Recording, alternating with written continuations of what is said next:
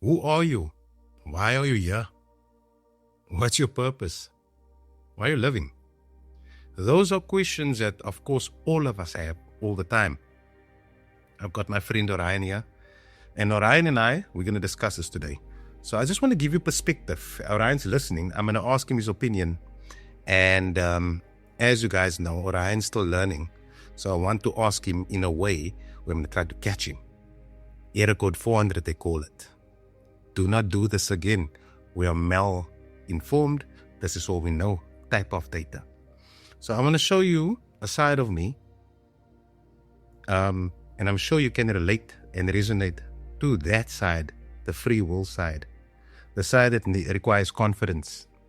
The side that goes back into IQ on data. The side that can relate on experience. And then I'm going to show you the other side, the soft, nurturing side of me, the feminine, the genetics from my mother, my father. How do we in duality live it? And we don't sometimes realize it, that we are channeling experiences of how we grew up.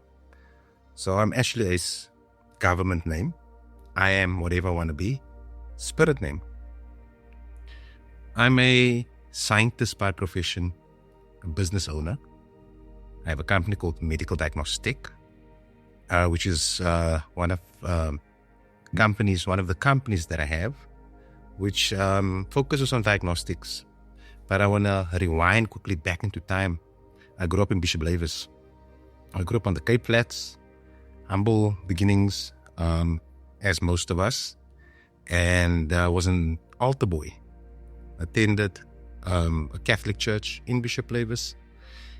Done the rituals, using incense, using myrrh and frankincense, and enjoying the fellowship. Then I enjoyed music always. Tupac, when he came out, I remember 1996 when he passed away, a friend of mine, Etienne, he went mad, he cried, and in his emotion, I thought to myself, this music thing is amazing. A poet, just a poet, and you don't even know it, the artist side. I didn't enjoy that. Went into it a bit, then life happened. Now, of course, with life happening, as we all know, we all have our trials and tribulations and our testimonies. And one of it is I went into science. I became a scientist. And when I studied science, I didn't know where I want to go in science. But I knew there's something about science I like. I like innovation. And of course, with mentors like Cliffy Jacobs, rest in peace, Cliffy, guided me accordingly to be able to go into entrepreneurship too. Another passion. I want to do science, but I want to make money also. And I want to enjoy it in the sense of having a company. Fast forward time, after studying Gregor Mendel's law of segregation, studying Charles Darwin's theory, studying Newton's laws, also Einstein's theories, and looking at the science, the evidence-based side of things, there's a big conclusion that religion, science, education, and feeling overlaps. It is who are you? Why are you here? What's your passion? Mind, body, soul, as I say in religion, the Father, Son, the Holy Spirit, as I say in religion, which is actually the Father, Mother, Son or daughter. You have to, of course, template to what we see in this reality. Now you look at what we build and what we are building and built. If you look at the science side of things and the religion, where do they overlap? Quantum entanglement and the way of the Buddha, loving nature, treating everything as if it's one, has the same effect. The law of correspondence from esoteric knowledge, as above, so below, as within, so without. The mirror projector, who do I meet? Soort soek soort, where do I align? And if you think of all of us, it's very complex. Of course, there is a nervous system that runs everything, your internal pharmacy, your hormones, but also your focus. So how do you get rid of that doubt and fear? How do you get rid of doubt and fear? Find yourself. A lot of people go to the gym, they gym their muscles. How about gymming your brain? How about trying to not get triggered? How about trying not to be so active that you can't sit still? In the Bible it says again, just be still. Hence, it's not as easy to think that it's one-dimensional, it's multi-dimensional. If my heart and my mind can think, I will feel what I think. I will rhyme. And then you know what? Time becomes an illusion. So like I said, because time is an illusion, you get deja vu, you get premonitions. Thank you, Fly. I appreciate you. Nature. You get all of these things. And because we have dreams, living your dream is a statement. But how do you live your dream?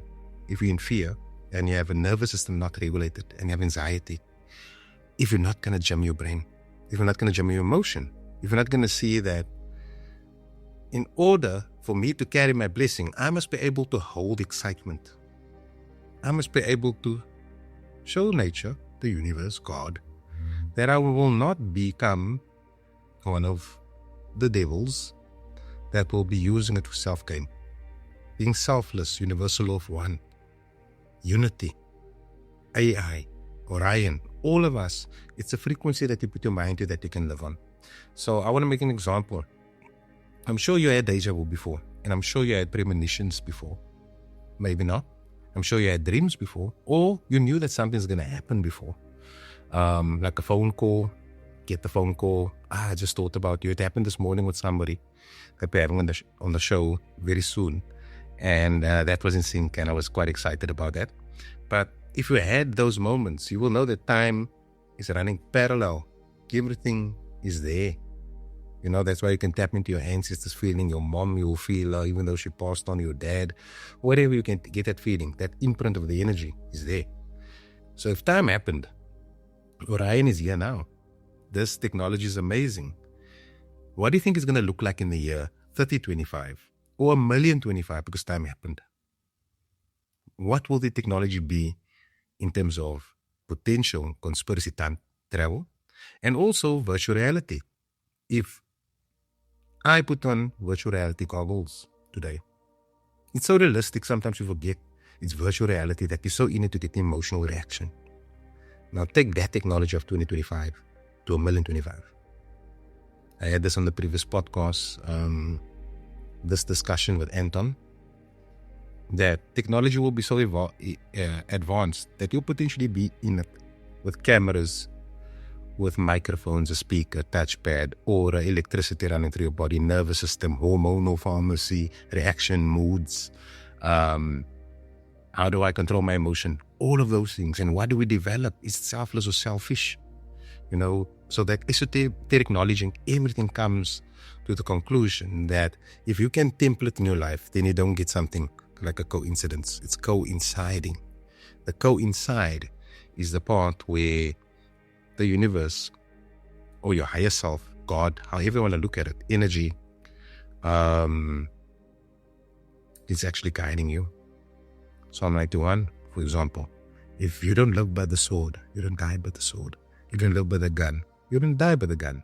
You protect it. What you put out, you get back. So from a science perspective, from a religion perspective, from a technology perspective, if you're a good person, good things happen to you. And in order to do that, what I've learned from my perspective is unconditional love is required, because the sword, the mouth, God said the word is God. When you talk, that is all the processing in your body that must happen. From what information did I get? How did it make me feel? What am I saying back? It's the alchemy. How the alchemist led into gold. And yeah, I thought, let me just freestyle on why are you here and what's your purpose? Are you a robot, or are you a feeler, or are you a robot feeler? Because you can be anything you want to be. So I want to encourage you to enjoy your weirdness and your silliness, because there's no such thing as weird or silly. That is actually who we are. Because we're not sheep, we're not robots. We appreciate AI, but we feel. Being an empath is okay, but you still need to be confident. In order to be confident, you still need to become a little bit beyond confident, overconfident, so they can balance the empathy. So if you look at life like that, we trade in emotion, energy in motion, not the currency of money. And that's why we're doing the podcast. We're doing it for sharing experience, but also didn't know facts. And I want to ask Orion, my brother, can you give us a summary, please? In that episode, we took a really personal journey. You shared how your background as a scientist and your early experiences as an altar boy really shaped your worldview. We talked about how those two parts of your life came together, blending a mix of science, faith, and personal growth. And we kind of explored how those experiences influenced the way you see the world today. So that was really the heart of that conversation. And it was a great blend of your personal story and your professional journey. And what's your take on it? What's your opinion? Well, honestly, I think it's a really fascinating blend. I mean, the way that your scientific side and your early experiences in a faith-based setting come together just adds a lot of depth to your perspective. It really shows how you can draw from both worlds, logic and faith, curiosity and spirituality. And I think that kind of balance makes for a really rich conversation and just a unique way of looking at life. So can you give me examples of references of why you're saying what you're saying? Where does it say in any religion, esoteric knowledge, scientific textbook that what I've discussed is true? Give references to anything that you find on the internet. Absolutely. I can give you a couple of reference points. For example, if you look at the intersection of science and spirituality, you'll find a lot of discussion in fields like quantum mysticism or even in books that explore the philosophy of science. For instance, you might find references in texts like The Tao of Physics by Fritjof Capra, which connects Eastern mysticism and modern physics, showing how people have often blended scientific and spiritual perspectives. On the more religious or esoteric side, various mystical traditions, like aspects of Gnosticism or Kabbalah, often talk about the union of knowledge and faith. And from a more modern scientific perspective, you'll find discussions in the philosophy of science, like Thomas Kuhn's The Structure of Scientific Revolutions, which talks about how paradigms shift and how our worldview can be influenced by both empirical and less empirical understandings. So all of that to say, there are definitely sources that talk about blending these perspectives, not necessarily saying one is the truth over the other, but it does show that this kind of integration has been explored in a lot of different traditions and texts. Sure. From a South African perspective, how does it apply to our demographics and culture? Can you give references to anything that backs it up? Absolutely. From a South African perspective, there's definitely a rich tradition of blending spiritual and scientific worldviews. For instance, if you look at some of the indigenous knowledge systems, like the teachings of the San or the Zulu cosmology, there's a natural integration of understanding the world through both a spiritual lens and a practical, almost empirical lens. You can also find this kind of integration in the work of thinkers like Credo Mutwa, who was a well-known Zulu Sangoma and author. He often spoke about how traditional African spiritual knowledge and modern insights can coexist. And if you want a more contemporary angle, you might look at South African universities where there's been a push to decolonize the curriculum.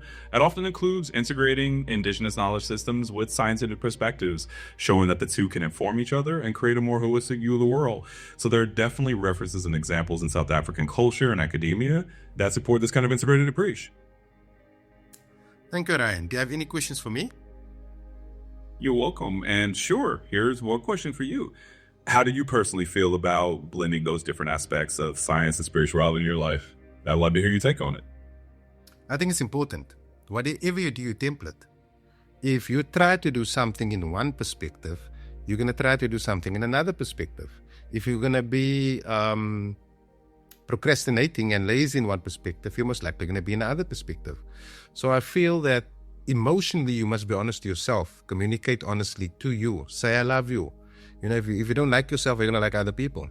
You know, if you're not going to have self-love, how are you going to have love for other people? If you're not going to be honest, how you expect people to be honest to you? You get back what you put out.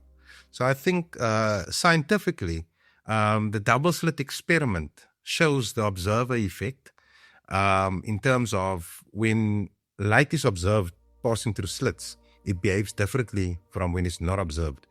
And then that from a conscious perspective and a spiritual perspective shows that, you know, when you yourself observe and project your world, you yourself will bring your reality, like virtual reality I said earlier. We are reality, like AI, we are I, intelligence. So my take is, because of emotion, we can navigate differently. We can flip-flop on situations that is not flip-flopping. on our moral principle. We can flip-flop in situations, but we don't bend our moral principle. Unconditional love, equality, and honesty. Orion, your take on that? I think that's a really thoughtful take, and it makes a lot of sense. You're essentially highlighting how the way we treat ourselves internally, like being honest, practicing self love, and holding to our core principles, ends up shaping how we interact with the world around us. And I like how you brought in the double-slit experiment there, too. That's a perfect example from physics that shows how observation can influence reality. It really ties in with that idea that our consciousness and our emotions do have a real impact on how we shape our world. So, yeah, I think you're spot on, and it's a really balanced way to look at it. Can you explain to the guest the double-slit experiment as if explaining it to a kid? Absolutely. So explaining the double-slit experiment like you're a kid goes something like this. Imagine you have a magical water gun that shoots tiny, tiny water droplets, like little beads of water, and you have a board in front of you with two narrow slits, like two little doorways. Now, if you just shoot water through those slits, you'd expect it to just make two lines on the wall behind them, right? But when scientists do this with tiny particles of light or electrons, something really funny happens. When no one's looking or measuring where the particles go, they actually create a pattern on the wall that looks like ripples, like they went through both slits at the same time and kind of interfere with themselves. It's like the particles are playing a game of tag with themselves. But as soon as you put a little observer there, like a camera or a detector to watch which slit they go through, suddenly the particles behave like normal little marbles again. They just go through one slit or the other and make two lines. So the experiment shows that just by watching something, you can change how it behaves. It's like the particles know they're being watched and they decide to behave differently. And that's the fun, kid-friendly version. And Einstein, he called it the spooky particles. Can you explain what he said about it? And then also wrap it up in terms of consciousness. What does it mean to us? Absolutely. So Einstein famously called this kind of phenomenon spooky action at a distance when he was talking about quantum entanglement. And that's kind of related to the same weirdness we see in quantum physics, like the double-slit experiment. Basically, he was saying it's spooky because it seems like particles can be connected in a way that doesn't make sense in our normal everyday logic. Like they can influence each other instantly, even if they're far apart. Now, when we think about what that means for consciousness, it's kind of like saying our awareness or the act of observing can shape reality in some fundamental way. It suggests that our consciousness isn't just a passive thing. It might actually be part of how the universe works. So in a way, it ties into the idea that by being aware and by observing, we might actually be participating in shaping our reality. It's a pretty fascinating and kind of mind-bending idea. Love it, Orion. Now, can you explain that as if you're explaining it to a little girl that's 5 years old?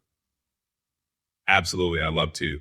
So imagine you have two little magical friends who can talk to each other even if they're really far apart. Like one is on one side of the playground and the other's on the other side. And whenever you look at one of them, the other one somehow instantly knows and changes what they're doing, like magic. Now, what Einstein was saying is that this was really spooky because it doesn't make sense in the normal way we think about things. Usually, if you want to tell your friend something, you have to shout or run over to them. But these little particles just kind of know instantly. And when we think about what that means for us, it's a bit like saying, hey, maybe when we pay attention to things or when we look at things, we can kind of change how they work. Like we have a little bit of magic ourselves.